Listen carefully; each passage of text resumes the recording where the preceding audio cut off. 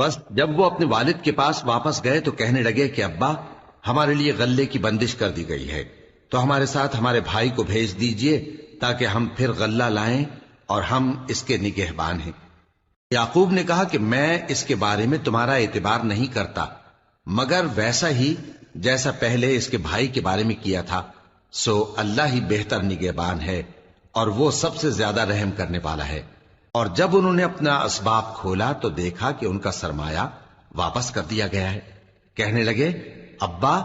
ہمیں اور کیا چاہیے؟ دیکھیے یہ ہماری پونجی بھی ہمیں واپس کر دی گئی ہے، اور ہم اپنے اہل و عیال کے لیے پھر غلہ لائیں گے اور اپنے بھائی کی نگہبانی کریں گے، اور ایک بار شتر زیادہ لائیں گے کہ یہ غلہ جو ہم لائے ہیں تھوڑا ہے۔ یعقوب نے کہا کہ جب تک تم اللہ کا عہد نہ دو کہ اس کو میرے پاس صحیح و سالم لے آؤ گے، میں اسے ہرگز تمہارے ساتھ نہیں بھیجنے کا،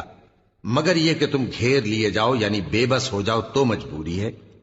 پس جب انہوں نے والد کو اپنا قول دیا تو یعقوب نے کہا کہ جو قول و قرار ہم کر رہے ہیں اس کا اللہ ضامن ہے، اور فرمایا کہ اے میرے بیٹو، ایک ہی دروازے سے داخل نہ ہونا بلکہ جدا جدا دروازوں سے داخل ہونا، اور میں اللہ کی تقدیر کو تو تم سے روک نہیں سکتا، بے شک حکم اللہ ہی کا ہے، میں اسی پر بھروسہ رکھتا ہوں، اور اہل توکل کو اسی پر بھروسہ رکھنا چاہیے۔